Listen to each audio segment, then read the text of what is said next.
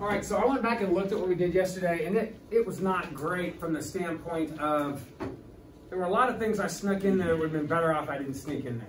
What I should have just focused on was that main rule that we had, really two main rules, and the rule was whenever you have a log, and remember, when you log, you have a base, and you have the number that you're logging. So log base something of something is how we would read that. If you can rewrite these two terms in terms of the same base, whether they have different or the same powers, I'm just going to use m and n. If you can do that, then basically the x's and the log go away, and you're left with n divided by m. All right? And then the other rule that we didn't really get into much, but I wanted to emphasize, and I'm going to emphasize it now and again in a second, is, and by the way, please when you're writing these logs out, make sure that that base and the exponent are down there by the kind of the bottom of the G. And then make sure that this number is like on the same line as the logarithm. Are you with me?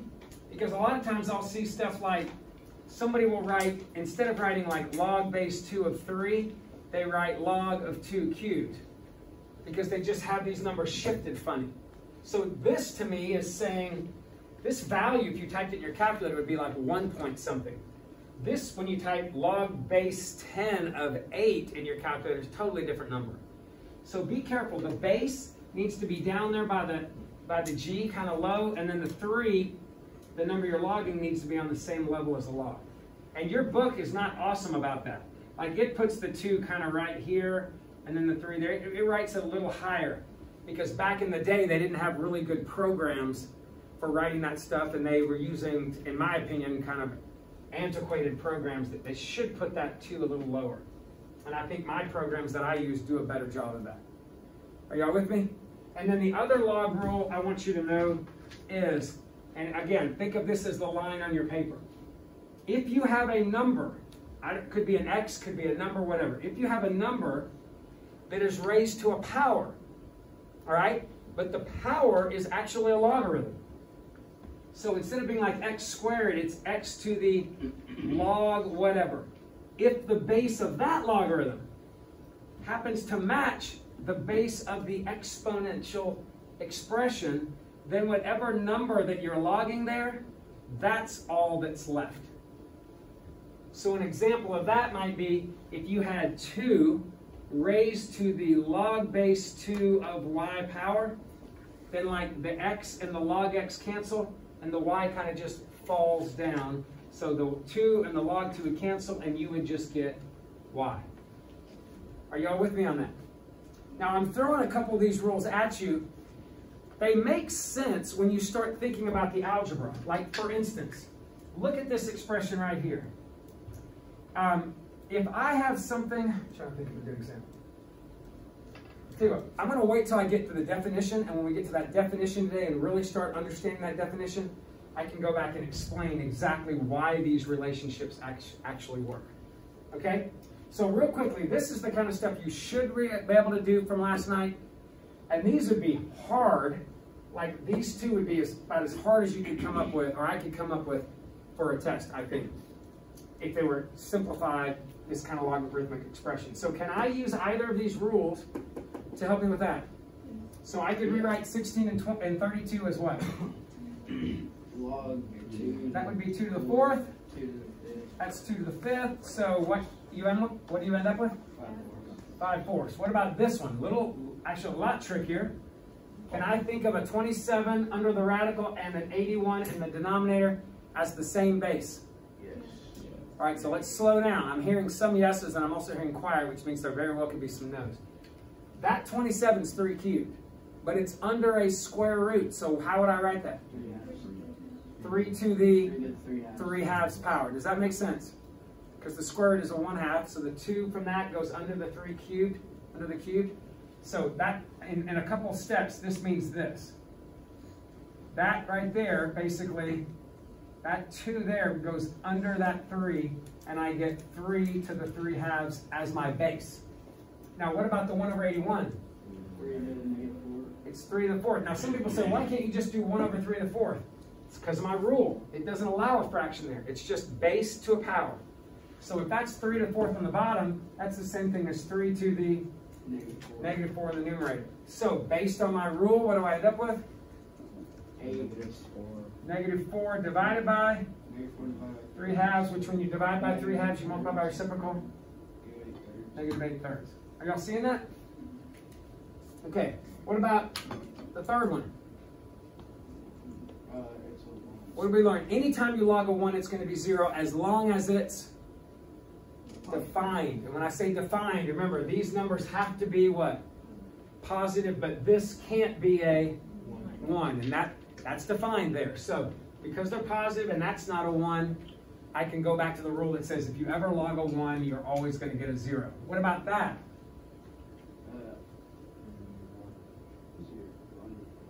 Wait. It'd just be 0, right? It's the same thing as if it's no, it's not. If it's defined, you can only log what? Positive numbers. Is that a positive number? It's a huge mistake to think, well, if log of 1 is 0, then log of 0 is 1. It's not true. You cannot log a 0. Remember the graph of the log? Remember the exponential did this, but the log did this? It never hit 0, did it? It got closer and closer and closer and closer, but it never hit. And it certainly wasn't ever negative. So I can't log a 0. It is impossible. Just DNE this. Okay? And then finally, what about this thing? Are those negative numbers? They are right this instant, but will they be by the time you simplify and get to the logarithm? And why is that?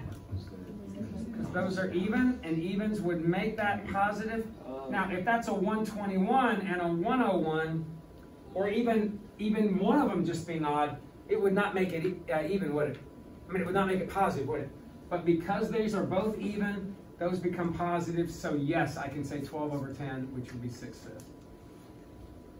So those are little tricky things I just throw out on a test. They're usually like 1 or 2 pointers. They're not the crux of what we're doing, but they are things that show up. There can be a negative in the base, though, right? I cannot, no. Remember, our definition said, and I'll go back and show it to you. Our definition said that the base and the number that you're logging have to be positive. I think I called them A and B. Oh, because, okay. You remember right here? When you have a log, the A is always positive, and the B, the base, is always positive, but not 1. Okay. And that has to be true. So all of these rules, logging a 1 is 0. That's true if the B is greater than 0, but not 1. Log base B of B is 1. That's always true if the B is greater than 0, but not 1. Right? So these rules are holding. All that is true if the A is positive, at least at the point when you actually log it. If something like that, if any of those rules break, then you have to toss it and say DNE. Are you with me? Right, so what if you did like log base 1 to... Can't do it. Why? Well, wouldn't it just be like log base 1? I know, it seems like that, but remember, all these conditions are true based on what?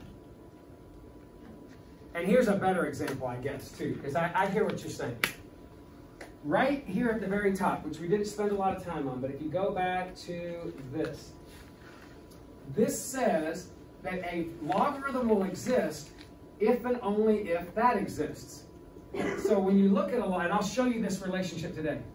A logarithm would be true if and only if that's true. Now, if A was 1, and why are these related? Because they're inverses. Awesome. They're inverses of each other. But if a log is 1 there, if the A is 1, then the A here is 1. And if you really think about it, is that an inverse function? It's not. Because what is x always going to be no matter what y is? Positive 1. So no matter what y is, no matter what I do, x is 1, that to me sounds like a vertical line.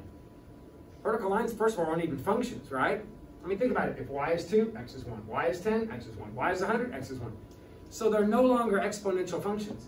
So if that's not an exponential function, then its inverse wouldn't be a logarithm, which is why it's not defined. Are y'all seeing that? And if you ever try to define one of these where a is a negative, if that's a negative number on exponential function, it's not even a curve. The values go positive, negative, positive, negative, positive, and they just jump all over the place. And sometimes undefined, because sometimes you end up rooting something. So anyway, this is a relationship that's true if the a is defined based on that expression. And I think the other one had b's there, but whatever. I might change from a to b or b to a. But are y'all with me on this? And that's a big deal. Those are the little points that you lose, even if you understand the bigger concepts. And you don't have to lose them. Just be really careful that you double and triple check that stuff. Okay, now, bottom line, I want to show you the idea of a logarithm. Now, we said they were inverses of each other. And you already know that these two rules, also, I wanted to make sure you understood this last rule. And I changed my problem. I think I changed this line on page 42. I think yours was like up here, and it had some problems on there that honestly, I thought were a little bit harder than they needed to be. So just let me make sure you understand. I'm giving you 4 super easy ones, but what is that equal to? 10. And that? And that? And that? Are y'all with me? So if you understand those two properties, today is not going to be a problem. And I probably should have redone, I definitely should have redone the homework. I don't know why. Maybe I've just been trying to punch this in, but I've really been doing too much in the past years. So let me talk to you about why this algebra kind of makes sense. If you have an exponential function, and I'm going to use a to stand for any numerical base that's out there that makes sense, and it would still be exponential. The reason why this is related to this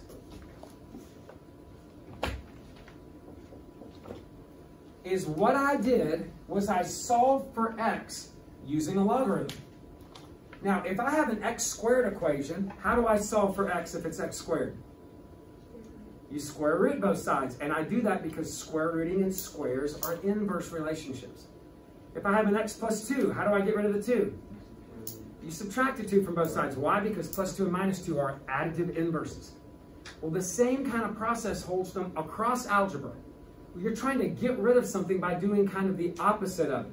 It's not really opposite, but it's really called an inverse. All those processes you use in algebra to get x by itself. Well, what do I got to get rid of? I'm not multiplying by a, am I? No. A was the base of the exponent. Well, what's an inverse of an exponential equation?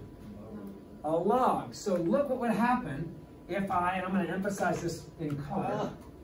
Check this out. If I log both sides with a similar base as that, which would be base A, I don't have a rule for simplifying that because nothing matches, does it? So I just bring it down. But what does that become based on our new rule? Right? X over 1. That cancels and you get x. That's how you solve with logs.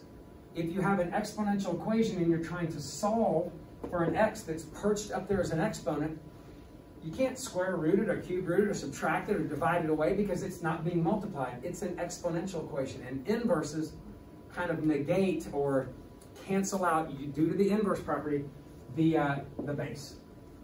And the converse is also true. What if I had something like this? Log base A of x equals y. What if I decided, man, I want to solve for x here just like I solved for x here? What is the inverse of a logarithmic equation? Exponential. So what I have to do here is literally, we call it exponentiation. Okay, so this process I'm going to do right here is called exponentiation. We usually just say we're going to exponentiate. Exponentiate means use the base of the log as the base of the number on both sides and make these the exponents. So that big thing will become the exponent here, and that will become the exponent here. And what rule gets applied here now? The a and the log a cancel. That cancels and leaves me x, and that I don't know what to do with, so I just leave it. That's how I'm going to use this process to solve. And I shouldn't have thrown all the extra homework on there. It'd been better just to kind of start fresh with this. And you're going to do this over and over and over. So let me just give you some real life examples here. Sorry, I don't really have, other than this, anything in there that kind of looks this way, but you'll see it again. Exponentiation and logging both sides is the process we use to solve. So if I had log base 4 of x is 5, and you needed to solve, I have to get rid of the log base 4. How do I do that? Put 4 down. So I'm going to make 4 the exponent on both sides and use these as the powers. By the way, if that seems kind of hokey, if this is true, isn't this also true? That's the one-to-one principle, right? The only thing is I'm kind of going backwards. I'm not, normally if I start with this, it's pretty easy to go, oh yeah, x is 2. What I'm doing is I'm getting this is that, but you can always take an equation and put those as exponents. It would still be true, it's just normally it's not productive. It doesn't really help me to know that 3 to the x equals 9, right? But it does help me in this case, and what base do I want to use? 4. So 4, I normally do this, 4 raised to that power, and then I just move the equal sign to save myself some trouble, equals 4 raised to that power. And what is 4 log 4 of x? X. And what is 4 to the 5th? 1024. Because remember, 4 to the 5th is 2 squared to the 5th, which is 2 to the 10th. And 2 to the 10th is 10. And over here, if I have an exponential equation, what do I do to get rid of the base of the exponent? Log both sides. So here I'm going to log with what base? Log 3. Log base 3, drop the 3 to the x. And then log base 3, drop the 7. And again, all of that should be on the same line. And what rule happens? Log 3's cancel out. X equals log base 3 of 7. And if you're looking at log base 3 of 7 and going, what the heck is that? Remember, this means the same thing as that. Right here, what are you thinking in your head? I'm thinking this. What power does x need to be so that 3 to that power would be 7? And I don't know what that is, but I know it's between what and what? It's not 2, because that would give me 9. It's not 1, because that would give me 3. So what are you thinking maybe? Ballpark me. Like 1.6. 1.6 maybe, only because it's a little closer to 9 than it is to 4. I mean to 3. Are y'all with me? And if I do the math on that, I can take my calculator out, and you'll be able to do this too. And you just go to the log button and you hit log. And actually, this one is an older calculator, so you go alpha what, window?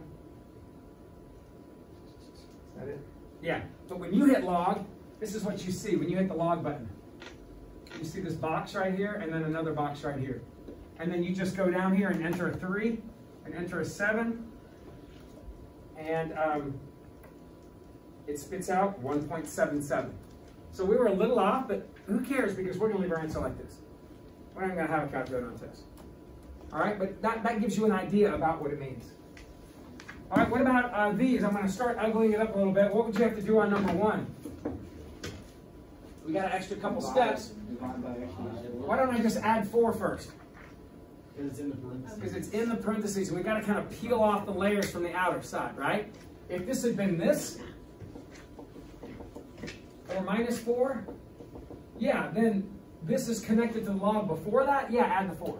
But because this is on the inside, I got to peel off that junk from the outside, move it in. So right here, what do I do to get rid of the log base 3? Divide by exponential. We're not. Oh, log base 3. X was distributed. You exponentiate, right? It's a function, so I can't multiply it in. Functions don't work that way, only numbers work that way. But I can get rid of a log, just like we did before, by exponentiating. And again, I usually move the equal down. So what is 3 log base 3 of blah? Exponential. Blah. And what's 3 to the 5th? Nice. So x is 247. And we're done. Let's do another one. What about this? Log's not a number, so I can't multiply it in. That's a base 10, right? If you don't see the number, it's a 10. So I can exponentiate with the 10. Log base 10 of 10 cancels with the 10 and leaves me x plus 2 is 1,000. So x is 998. What about here? Now let me show you a common mistake of many, many, many people. I'm scrolling 3 up and I'll erase this. Many, many, many people do this. Oh, I'm going to exponentiate first. My rule is this. Base log base of x is x. The rule has a 1 right there. It's an understood 1, right? I can't do this rule with anything else if it's not a 1. I cannot do this rule right here. So what do I have to do before I get started? I can definitely. That's times 2. The inverse of a times 2 is a divided by 2. Yeah, don't forget the algebra that we're allowed to use. So that would get me to this. Now what can I do? Base 4. Exponentiate. 4 cubed. 2x equals 64. 3 to the 4 is 81. And then therefore x is 32. Now this next one's kind of weird because the x is in a weird spot and you're like, well, the x is not where I normally am used to seeing it. I'm not logging the x. That's true. And this is a little bit different, but can't I still at least get rid of the log the same way? And then maybe it'll look better to me. So just like here, I got rid of a log by using a base of 4, I can get rid of a log by using a base of x. So I'm going to exponentiate with an x. That cancels, and I get x to the 81 equals x cubed. And at this point, I'd still have a little algebra to do, but I can do it, right? How do I solve when it's an x cubed? Cube root of both sides. And that would be 3 cube roots of 3 if I wanted to leave it as exponential form, which is totally fine. If I wanted to write it as 3 to the 4/3, that would work too, wouldn't it? Because we really don't care at this point unless it specifies which kind of form you need. And definitely no plus or minus because it is an odd root that I'm using. Although if it had been squared and I square rooted it, you would need plus or minus 9. By the way, what would have happened if it was plus or minus? Can x in this problem be a negative something? No. Why not? Because you'd end up doing what? Logging a negative. Now there's nothing wrong with having a negative solution, but there is something wrong with having a solution that makes you log negative numbers. And that's like anything when we're solving, we need to go back and check and make sure that we never end up logging a negative number. What about this right here? This is tricky. I like putting stuff like this on here. It makes you think. This is an old ciphering question. Actually, maybe the next one was the ciphering question. But what about this? Tell me what you would do. So we exponentiate, and I get 1 equals x to the 4th. Then I 4th root both sides, and I get x equals what? Absolute value. Actually, I get absolute value of x is 1, but what does that mean? It's got to be 1. X equals plus or minus 1? But it's got to be positive because it has to be positive. But it's not. Yeah. It's not negative. Let's think about this. It can be negative. Hold the phone. Hold the phone is right. It can't be either of these answers. What happens when I log a 1? You get a no. I get 0 every time. When I log 1, I get 0 if it's defined. Now I know I can't use -1 because that would be a -1 as a base, and I can't have bases or numbers in the log that are negative, right? So I know that's out, right? So when I think of this and this, I know that's out. But log base 1 of 1, the base can't be 1 either. But at the very beginning, you could have looked at this and said, wait, I will never log a 1 and get a 4. I'm either going to log a 1 and get 0, or it's not defined. Are you with me? So sometimes our algebra you have to check this stuff. Now, if you thought that was tricky, check this one out. Same thing. Okay, well, let's exponentiate. Look how the algebra is going to lie to you. Hold up. So what does this mean? 1 equals 1. 1 equals 1. Now, what normally happens when you solve and all the variables cancel and it's a true statement? You want to say all reals, but wait. It can't be negatives or 0 or 1. So how do I say everything works except, I'm sorry, well, how do you say all the positives work but not one? Comma, infinity. 1 to infinity is great, but what else works? Between 0 and 1. Between 0 and 1 also. Are y'all seeing that? Wait. This makes me think all reals. That makes me think that. But wait, we said that x had to be what? X has to be positive, but can't be 1. Isn't that what we've been saying about the base? Isn't that what this is? Yeah. Positive means everything bigger than 0, but not 1. And you can write it like this if you want. Either one of those works for me. But do you see why it's not all reals? Every year I have somebody go, oh yeah, every time you log a 1 you get 0. All reals. Wait, can I have negatives and zeros and 1s down there? Are you seeing how these things can be tricky sometimes? So there are no surprises on this test. You're going to see this stuff again probably. But if I did that too, I'm not making it a 5-point problem. I mean, it'd probably be like a part A, B, C, D. So if you missed it, it'd be 1 point. It's not going to hurt you terribly. But it is something that you can get if you're just on your game. Okay, we're just kind of getting to what I wanted to do today. So what I really want you to do is make sure that you go and get all that homework from last night done that you didn't know how to do. Okay, you should be great now. And then today we'll see how far we get in the next, whatever, 20 minutes. And we very well could get a pretty decent way along the line, but we'll see what happens. We might be able to do both, but you got a free day tomorrow, right? And nobody wants to do anything other than do math anyway, right? Yeah, of course. Okay, so I'm just kidding. It shouldn't be that bad. So right here, let me talk to you about 3 log laws. Okay, now, what you saw in the problems that we just did, that occasionally I want to get rid of a logarithm, right? Like a situation like this. And we know that we can exponentiate in that state. Problem is, what if there was like more than 1 log there? All right? Well, the problem is there's no rule that says exponentiate each part. The rule says exponentiate both sides. Well, that's a problem when I have more than 1 part on a side. So what we would want to do in a situation like this is find a way to add those logs together. And there's a way to add logs together if 2 conditions are met. And subtract them, all right? And the 2 conditions are, you can add logs together if their bases match and if the coefficients of the logs are 1. And if they are, the way you add them together is by keeping the log and the base and multiplying the numbers that you're adding. All right, the numbers that are in the logs. Are you with me on that? So had this been like a log base B of 2 plus a log base of 3, you'd have a log base B of 6. And then the same, and by the way, if you have another log, like log base B of 4, then if they're all plus, then you just multiply all those and you get something else. Are y'all seeing that? And I'm going to practice this with you. All right, now, the next step says, well, what if you're subtracting? If you're subtracting 2 logs, again, you can subtract them if 2 conditions are met.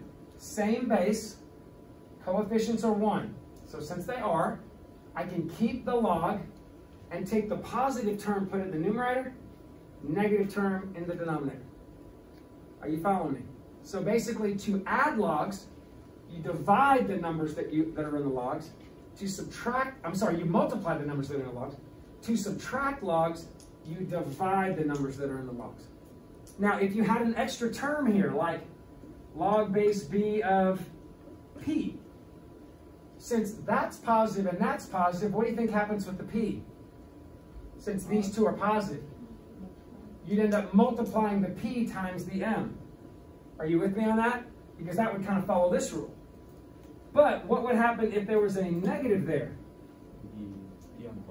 Then the P would be along with the N on the bottom. And that would be multiplied by the N, but it would be on the bottom. And another way to think about that is, if you really think about it, well, I'd have to get to my next rule.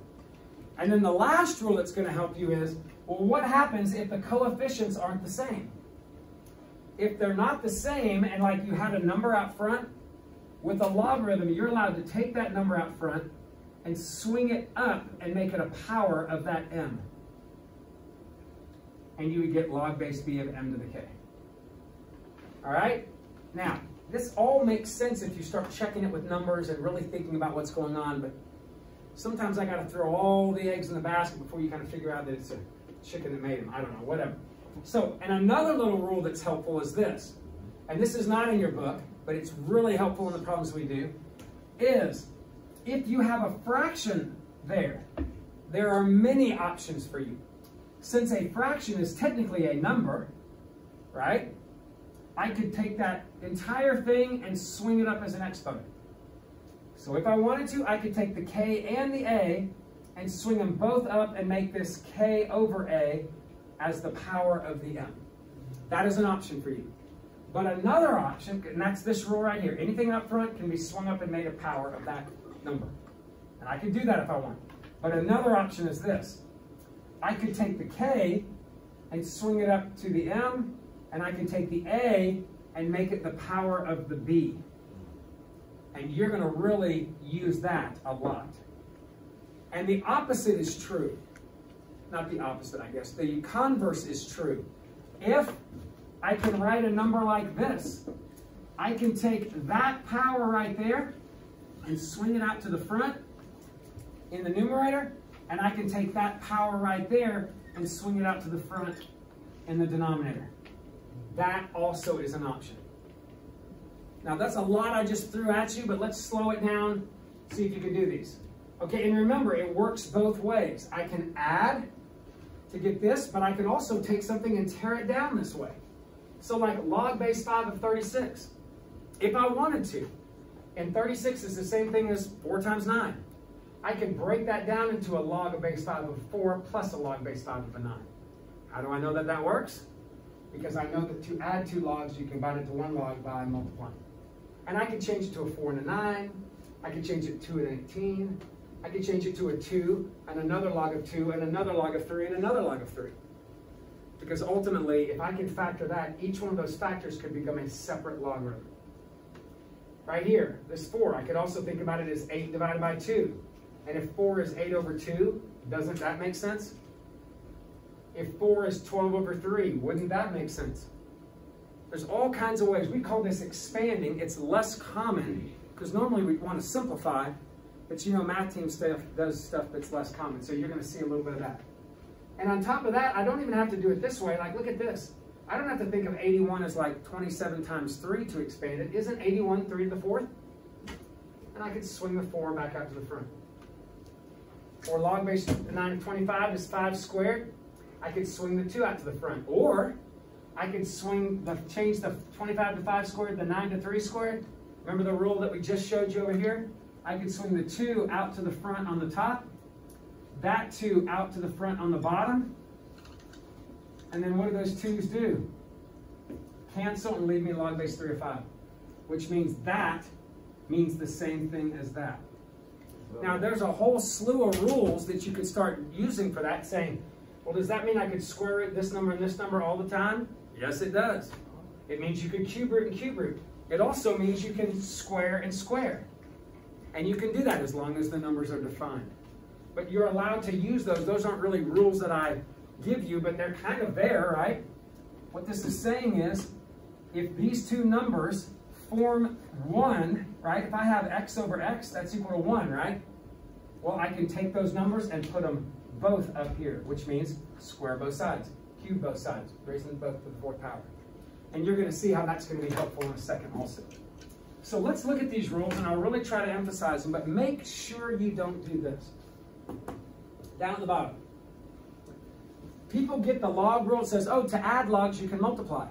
And then they think, well, to multiply logs, I can add them. Not true. Oh, to subtract logs, I can divide. And they think, oh, to divide logs, I can subtract. Not true. There is a way you can actually rewrite that if the bases match. We'll talk about that later.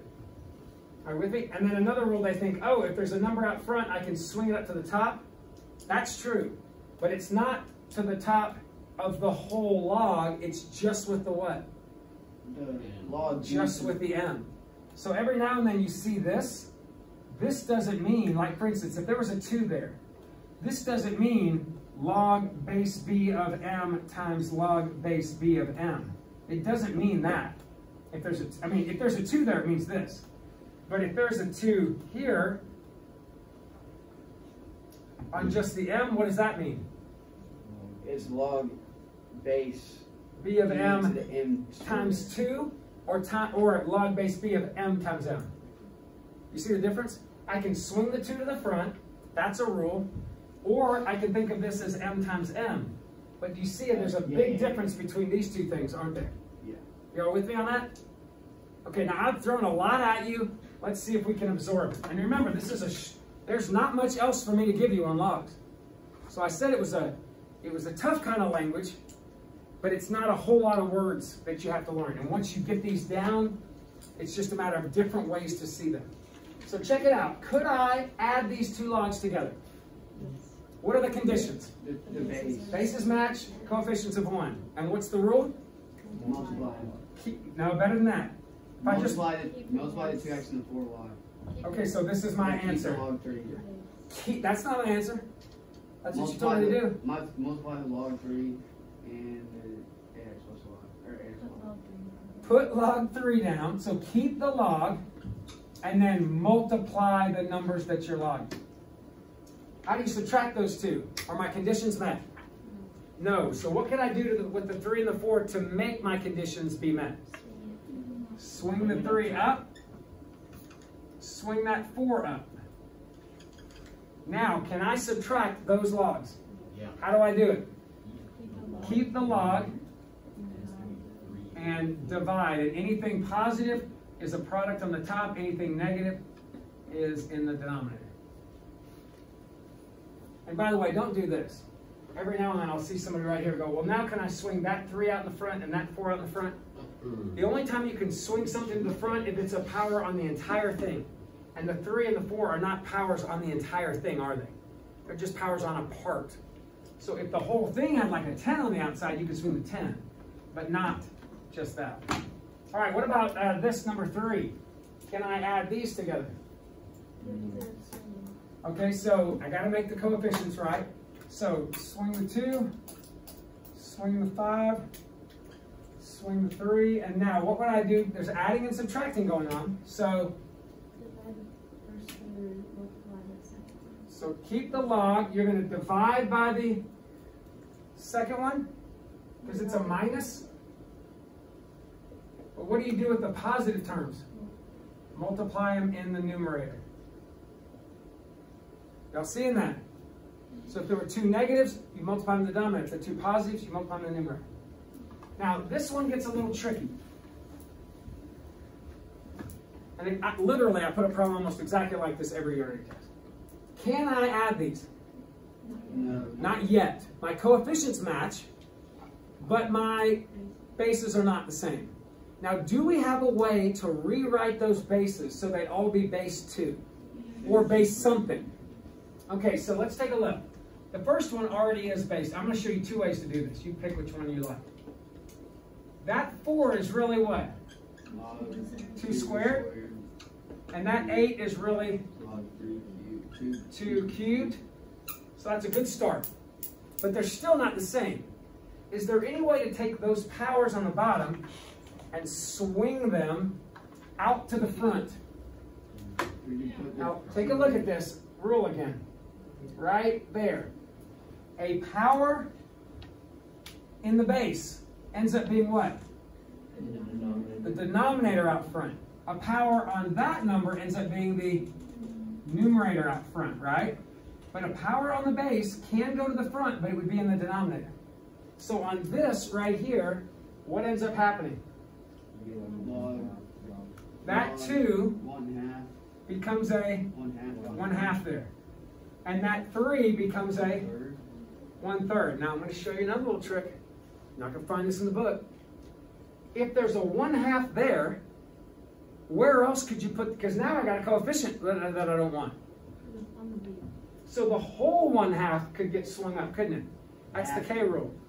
So I can move that up to here and that up to here. So tell me, what's the net difference there? What does a 2 on the base as a power become? It's just a 2. Or 1/2 up here is a power. Yeah. And a 3 on the base becomes a 1/3. So you ought to write somewhere on your rule sheet, log base x of n to the y is the same thing as log base x of y to the 1 over n. A power on the base becomes a reciprocal power on the number you're logging. And that is a nice, neat, quick trick. So how do I add these now?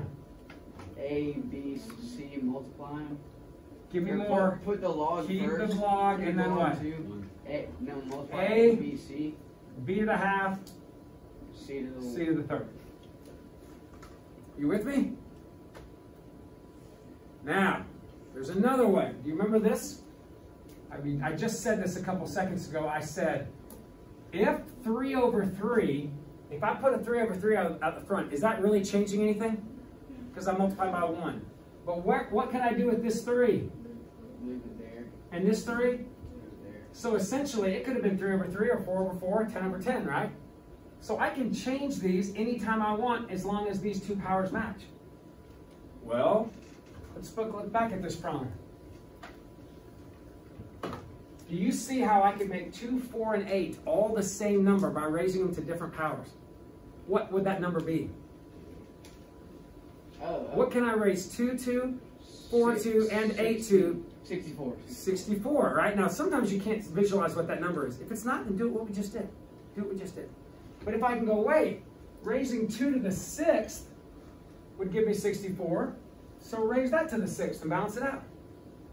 Making 4 cubed would be 64. We'll make the b cubed. Doing 8 squared would give me 64. We'll make the c squared. Now I have this, right? I probably wouldn't rewrite this, but so what do I end up getting? Base 64 of A6, B3, C2. Now, if you're wondering, are those equal? Well, you tell me what would happen right here if I raised that to the 6th and that to the 6th. What would I get?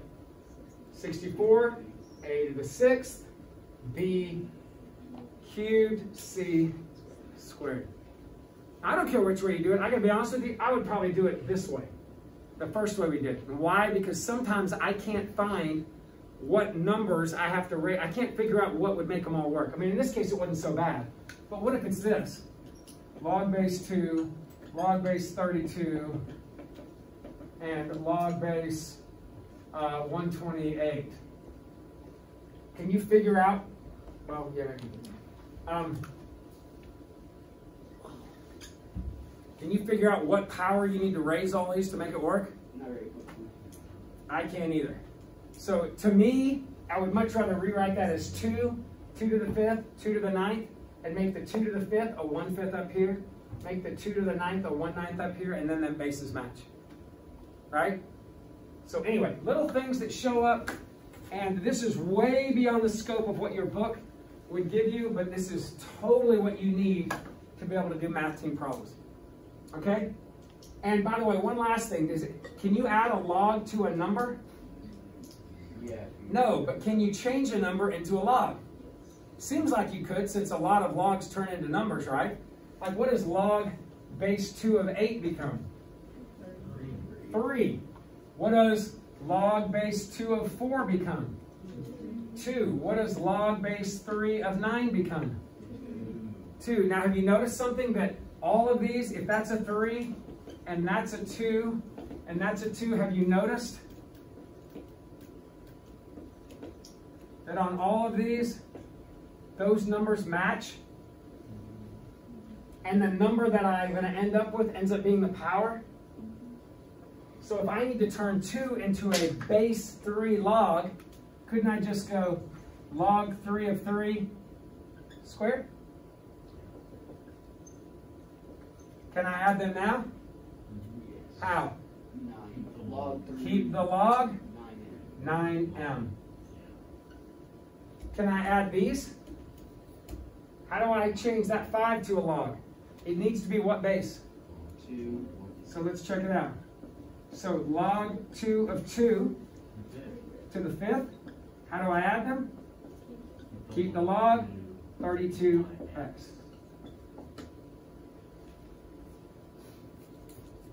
Okay, so It looks like you're just exponentiating by law. it's not an equation. It kind of looks that way, yeah, but I only exponentiate when I am doing what? Solving. And I do that on both sides, so be careful about that. Hey, right here where it says solving, I wanted to get to this. I've actually shown you how to do some of these, okay, but not all of them. So here's what I want you to do. Make sure that you get all the homework from last night finished, so you can turn that in on Thursday. And then also, I want you to look at this homework and kind of get started on it. Whatever you can do. If you run into stuff and you're like you should be able to do stuff like 10 and 11 here. But if you get into some ugly things and you are missing them, just skip them and we'll finish up this. We'll pick up right here on Thursday. And enjoy your freedom tomorrow. And rain.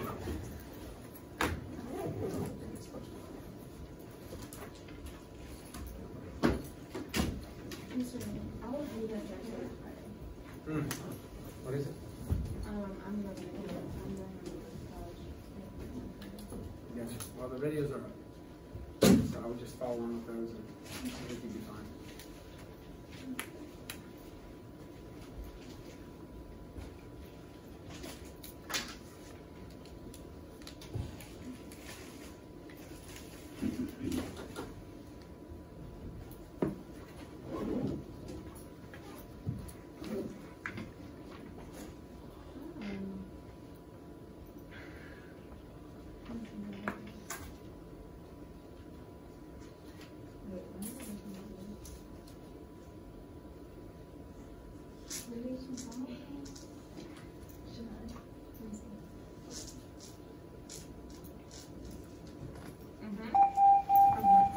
Are you ready? You should.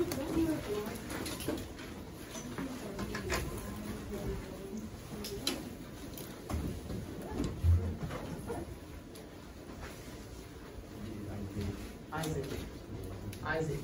How's Spanish? It's not that hard. Especially because it's open note. Yeah, it was open note. So it's easy.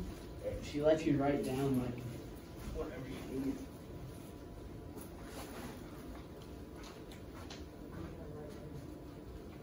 I wrote down the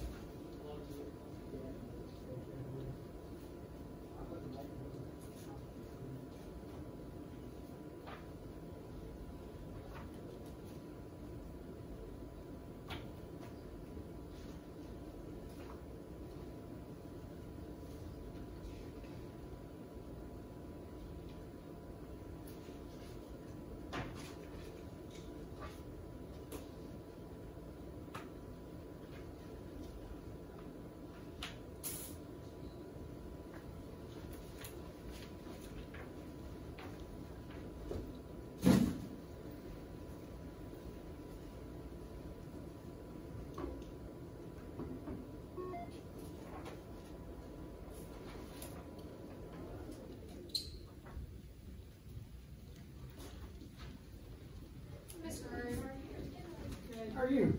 Good, how are you? Not too shabby. I'm just praying for rain. Supposed to come today and tomorrow. I'm hoping it rains by 7th period, so I don't have to go run the Lakeshore Trail. What's her name still? Wait a minute, who's working out? Coach Corey. So, Who? Coach Corey. Corey? Corey. Corey. Yeah. So I play volleyball, so like we don't run. Like it's not a running sport at all, ever. And he's like, yeah, we're gonna change that. It's not gonna change anything. Like if you're gonna make us, I'll run sprints. I will not run for 30 minutes straight. Like my That's what body. you will. I I'm just know. hoping that you won't. Like that's what he gave his whole speech yesterday. Because we're like, we're not a running sport. But I will not do it. I Unless don't I'm out want there and to I have run. to. Guess who doesn't have to? Well, it's Shut up. It's kind of rainy outside, so. I'm literally praying that it rains. You saw. I'm praying Look, it's kind of interesting. for rain my 7th period. Why? They're making us run. They're making us Outside. Oh no. Yeah, the Look at that. Lakeshore Trail. Vanderview. Will you hold me? Oh, just remember you're still Oh, no. My body cannot handle it. It's gonna take forever. You said. Coach Corey, I went